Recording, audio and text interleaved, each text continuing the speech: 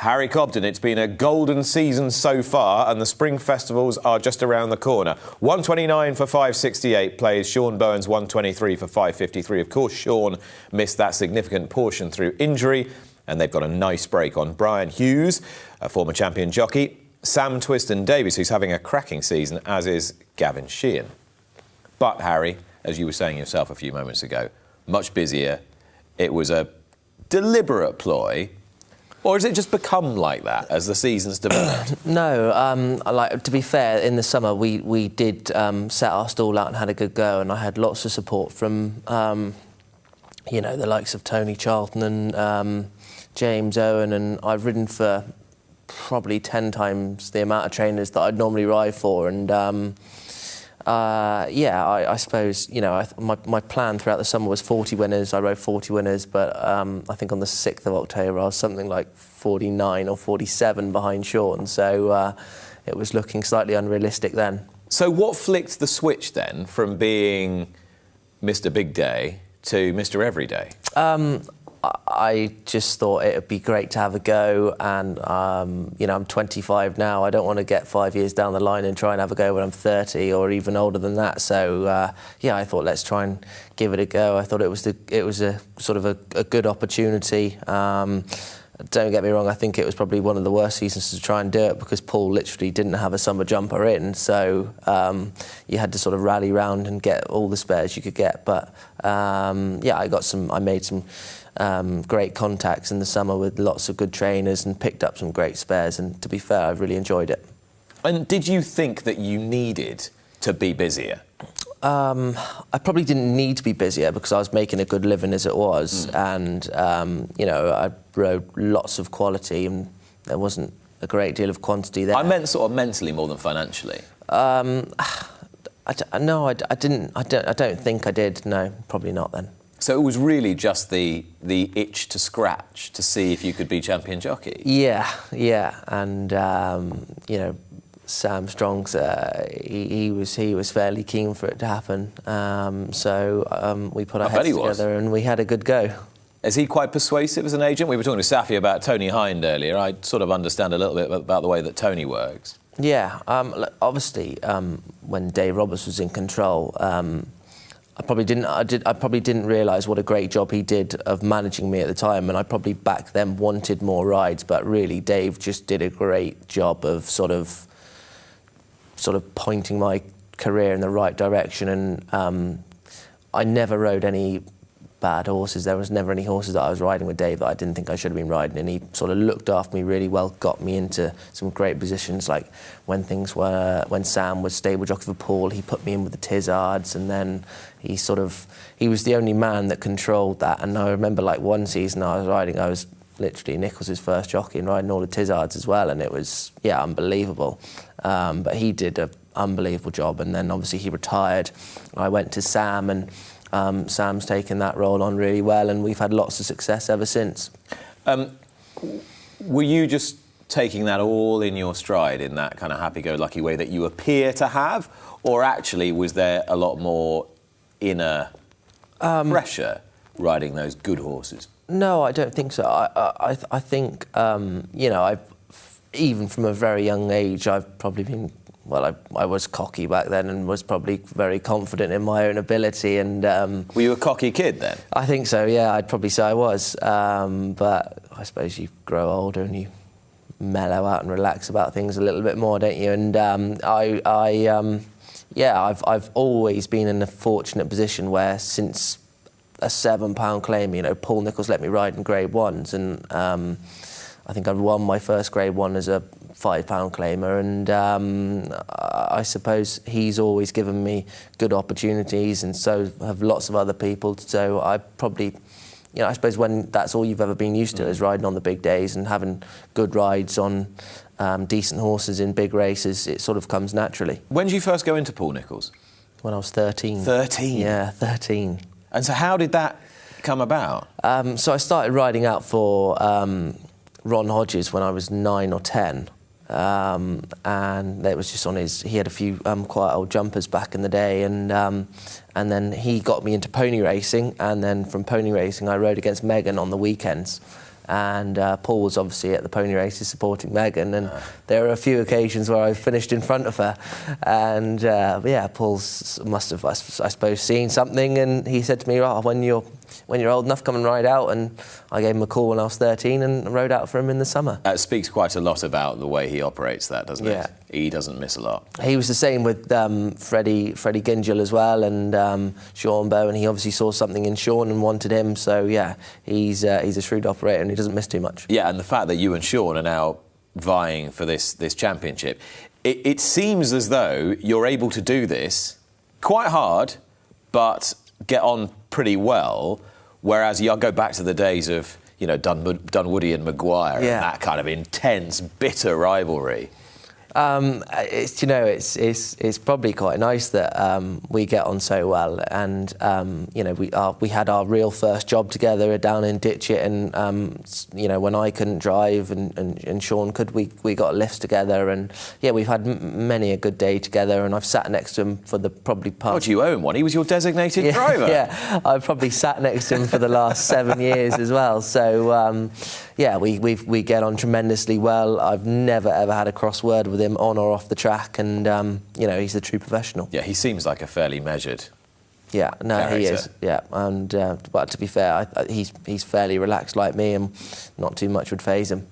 I'm always interested in that you've always had another life outside racing, your farming and your other business interests. Yeah. Has this just unfolded like that, or were you consciously thinking, I can't just be about riding horses? Well, I suppose you're only one fall away, and actually 5 years ago, I think I probably broke my neck, and that was a little bit of a reality check, but my main interest outside of racing is my farming. I love my farming, and you know, my parents are beef farmers, and that's just something that I find is quite nice to probably just take your mind off things when it's getting a little bit busy. What do you love about farming? Well, it's probably a little bit sad, but every night when I go home, I go and have a look round the cattle over the farm, and it's, yeah, I just walk over on my own and have a walk round, and it's quite relaxing, and yeah, just have my head torch on when it's dark, and it's nice in the summer when you can just do a few jobs and take your mind off the job. It's a bit of my own sort of personal time, if you like, and yeah, I don't know, I just probably do all my best thinking when I'm walking around over there of an evening. What are you thinking about normally?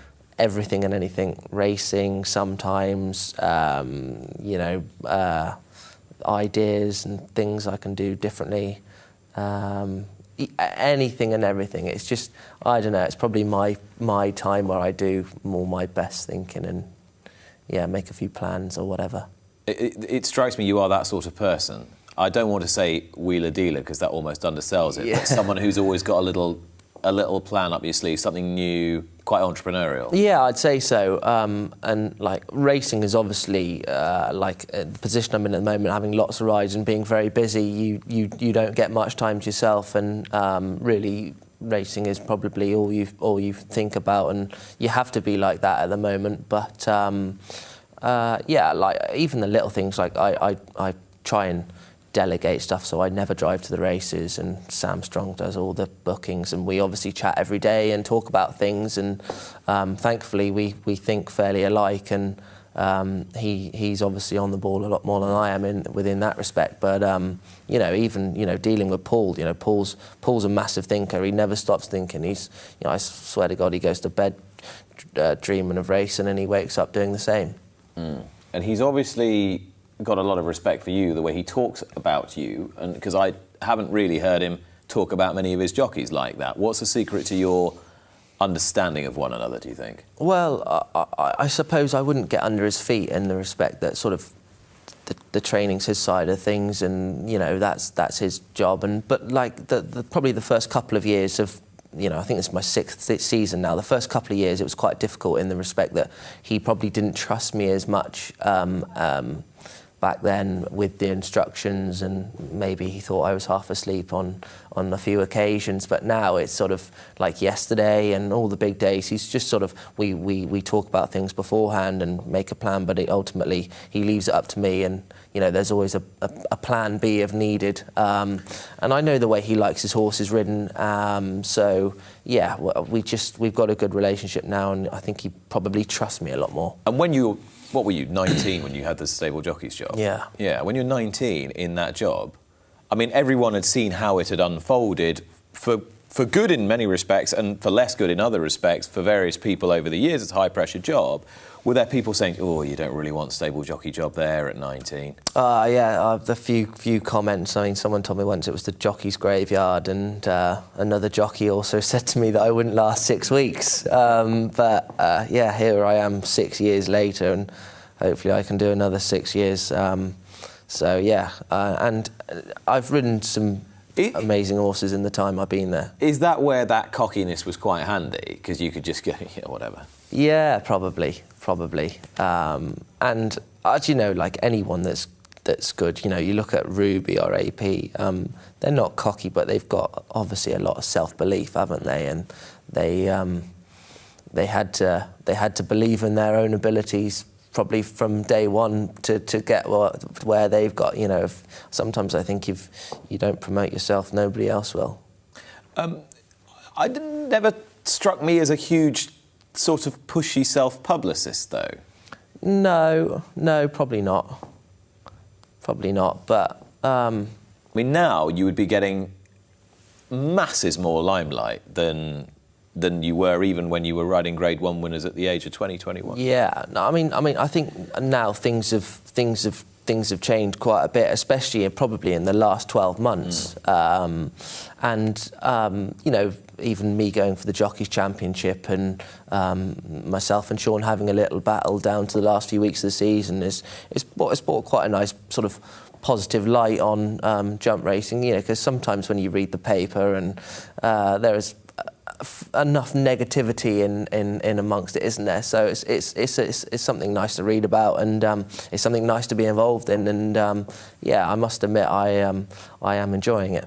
Okay, do you ever think about the future of the sport? Do you ever think about the future of jump racing and the way you've seen it evolve, even in the relatively short space of time that you've been at the top of it? Yeah, I do. Obviously, probably not in the depth that you do, Nick, but, you know, there were certain things I haven't had 568 rides this season, thank God. There are certain things that, you know, even in the weighing room that we discuss, and probably the topic that comes out at the top of the list at the moment is how has Willie Mullins got all the good horses in Ireland, and you know, not only just at Willie's but at Gordon's as well. And I think it probably comes down to the fact that they spend more money than us and they buy more horses. I wouldn't know what the stat would be from the ratio of Irish horses from point to pointers and French horses that go to Willie, Gordon and all the Irish trainers, but I'd say it would be probably 75% to 25% England to Ireland,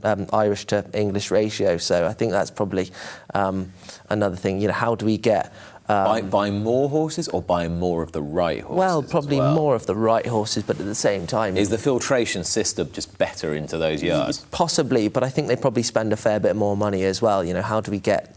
Your boys have just spent 740 grand on one. But that's on one horse. They probably, I don't know. I suppose this Caliph de Burley probably wasn't cheap either. Willie probably buys, I don't know, 20 horses a month or something like that. I wouldn't know what the statistic would be, but yeah, I mean, we just need to concentrate on trying to get it right on a regular basis and buy the quality that we can get our hands on. I know they all come from different sources, a lot of the good horses that you ride, and the brilliance of Paul Nichols that we've spoken of so many times is that he can kind of sometimes turn something that looks rather unpromising into something that goes and wins a bunch of Grade 1 races.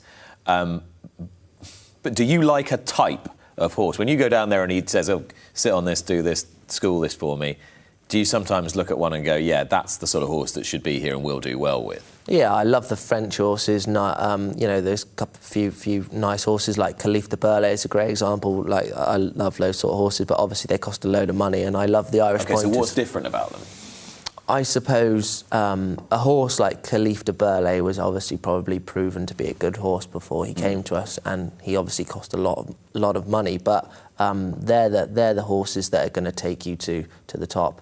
I love the Irish pointers. We do well buying the Irish pointers, but they're obviously a lot of money as well. And I think the flat horses, they're probably the ones that not get you hurt, but they cost a lot of money for what they are, because they can go to Saudi and Australia and places like that, and I think. And you're getting the next tier down. Yeah, they probably buy this similar sort of horse to what we want to go running in juvenile hurdles now, and there's no value for money there. So I'm wondering whether, say, 12 years ago, you'd be getting the one that's now going to Australia for 650 grand. Yeah. You'd have been getting that for 150 grand. Yeah. We wouldn't have got our And now you're getting the next lot down. You're getting not the dross, but you're getting the middle tier. We probably wouldn't have got our hands on the likes of Celestial Halo and Zarkanda nowadays, would we? They're Celestial Halo would have been winning a Melbourne Cup or something, wouldn't they? They're really hard horses to get hold of. So we haven't got to sharpen up, because I think we're doing a good job at what we're doing. We've just got to try and get our owners to put their hands in their pockets and keep the quality coming. I wanted to talk to you about the saddest occurrence of this season and pretty much any season in your life, and that was the death of K Kirby a couple of weeks ago in a point-to-point. That obviously touched you very deeply. Yeah, not just me, but I suppose everyone in the yard. He was an integral part of our team, and not only was he a great member of staff, he was a good friend and probably one of the nicest, most enthusiastic lads you'd ever come across. And it was obviously a gut-wrenching moment for everyone that knew him to hear the passing of him. But I just things happen, don't they? And it's obviously very, very tough. But I try and put a positive spin on things. He died doing what he loved doing. He always wanted to have a ride in a point-to-point, and he had multiple rides, rode a few winners, and just like I say, just died doing what he loved doing. He didn't battle cancer for 6 months or 6 years or 6 weeks. He died doing what he loved. So I think that is the only positive I can think about it. But obviously gutting for his family, and it's been extremely tough for all the staff back at home. When you're having one of your quiet moments that you obviously do, your reflective moments around the farm with your helmet with a lamp on, and you reflect on the dangers of the sport, does it ever make you think twice about what you're doing? No, I must admit, I've never gone out in a race and thought I probably shouldn't be riding this or doing that or whatever. I don't think you can think of the worst, because obviously it's going to happen at some stage. You're going to have a fall and you're probably going to get hurt, but that comes to every jockey that goes out to ride in any race. I think you just need to go out there with a positive mindset, and I think when you start sort of thinking or sort of hesitating, you probably send the wrong signals down the reins towards the horse, and then you do end up with a nasty fall. So you've just got to go out there with a positive mindset, and I never go out thinking of the worst. You've become a bit more, I'd say politically active, but you've been more inclined to express your views on matters around the sport maybe in the last couple of years. Do you see yourself as having a responsibility, not just to your fellow jockeys because you're in a senior position, but also, as we were just speaking about a moment ago, you're an iconic figure in a major yard as well, and you've got an awful lot of the workforce that will be looking up to you. I understand what you're saying. I'm probably not bright enough to be in a position to say too much. I'm certainly no John Gosden or anyone like that, but there are certainly things. Do you agree with him about the turnover-based levy? I wouldn't know enough about it, Nick. But I certainly know that in my time here there are things that I can improve as a jockey, and not just for jockeys, but in racing in general. I think lots of us have plenty of views on racing, probably jump racing, that there's too much of it, and how do we combat that? Well, we just probably reduce it. It's the easiest thing to do, but how we get there and reduce a bit of racing and maybe not ride on a Monday. I was talking to Harry Skelton yesterday, and an interesting story that we were having is they were talking about the way the Irish sort of have their layout, and they only ride 3 or 4 days a week, but those jockeys, they're in the yard, and the trainers are taking maybe 40 horses to the Curragh on a Tuesday galloping, and they're getting ridden by all the best jockeys. Yeah. They're putting their effort in, and I just think they've probably got more time and to train these horses and prepare them, whereas we're racing every day. The likes of myself, Harry Skelton, Sean Byrne, we're not spending probably enough time not with the training, but engaged in the process. Yeah. If you understand the totally point that I'm trying to get, but I just think they probably have more time to rally and ready their troops for March. Cheltenham, Aintree, Punchestown. You see, you're quite self-deprecating. You said more than once in this interview, "Oh, I'm not really that bright, and I'm not bright enough to think about that, and I don't think deeply about that." But it strikes me that you have a great clarity of thought, which is why you've got your life in an organised and sensible place. And I think there's a lot of people who don't have that, who can't think with that clarity of purpose, and also have that ability to relativise what they're doing to the outside world and to be able to step out of the racing bubble. Do you recognise what an advantage that is? Yeah, I always think as well, even, I'm going to use riding in a race as an example, if you keep things simple, it doesn't normally go wrong. The more you try and complicate things, the harder it is sometimes, isn't it? So I think, I don't know, my simple approach to it is, probably quite effective and works quite well. But I'm sort of minded, having worked with John Franken for years, I'm minded of his approach. He's someone who I think is extremely brilliant in terms of his organisation and his resourcefulness and his ability to turn his hand to lots of different things apart from just riding or looking after horses. But he will say, well, it's so simple. You just think about it like this. And you think, but why didn't I think of that? Yeah. And that's that kind of entrepreneurial thing, I suppose, isn't it? Yeah, I understand what you're saying. You understand what I'm saying? Am I somewhere in the right? Yeah. No, I think you're exactly somewhere in the right yeah. ballpark. We haven't even talked about the horses you're going to ride at Cheltenham, but frankly, you'll be banging on about that ad nauseum for the next 2 weeks, won't you? I don't know. But you reckon it won't be as many this year? No, I think, well we're obviously going to send a much smaller, but hopefully more select team this year. We don't have anything in the Supreme or the Arkle or a few of those other races. We haven't really got much for the handicaps either. And do you think you might be able to come by a few of those spare rides? Well, I was thinking the other night, and I was just sort of chatting to my agent about it as well, and he said it's too early to tell. Obviously, Willie Mullins will have lots of different jockeys over here, and so will Gordon. But I'll be interested to see what we can pick up. Hopefully there'll be something lurking in amongst it somewhere where we can pick up an odd spare ride here or there. But it's too early to tell. OK, and as far as the Nichols horses are concerned, there's nothing that we don't know about really already, is there? Brave Man's Game in the Gold Cup, Stay Away Fay in the Brown Advisory, Stage Star in the Ryanair, Captain Teague in the Albert Bartlett. Yeah.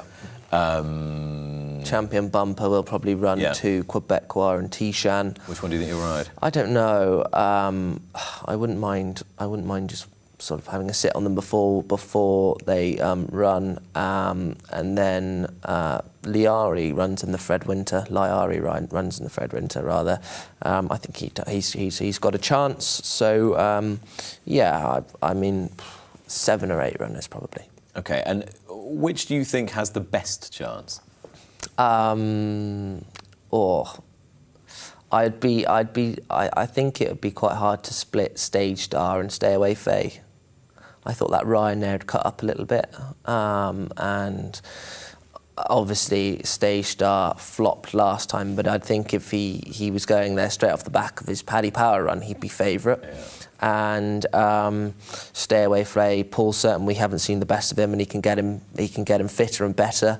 I thought he'd come on a lot for his run at Cheltenham last time. I thought the experience did him the world of good. So yeah, he's a horse that'd be going there with another great chance. Why can't he win the Gold Cup? He's massively overpriced, and I thought he felt as good as ever when I schooled him on, I think it was Tuesday morning. I rode him and schooled him, and he felt absolutely fantastic. Doesn't he just run another big race, and then it's up to everyone else whether they want to turn up? Yeah, and like Galloping the Champ is not unbeatable. I know he's obviously a very short price favourite, but he has been beat in the past, and it wouldn't surprise me if he's got beat again. And Brave Man's Game, he's Mr. Consistent. His run in the King George was good, but obviously he ran at Haydock 29-30 days before, so I'm sure Paul thought he could have had him better, but he's going straight to March. He'll be good and fresh. Yeah, and it wouldn't surprise me if he ran a good race. Harry, thanks so much for your time. I think you're going to stay with us for a little while. He's not. He's going. He's going? Okay, well, thank you very much. Lovely to see you. And best of luck for the rest of the season. Thanks for coming in. Harry Cobden. I'm not going to say champion jockey-elect because there are only 6 in it. And who knows, I might have Sean Bowen on the show next week. Watch live racing now on racingtv.com.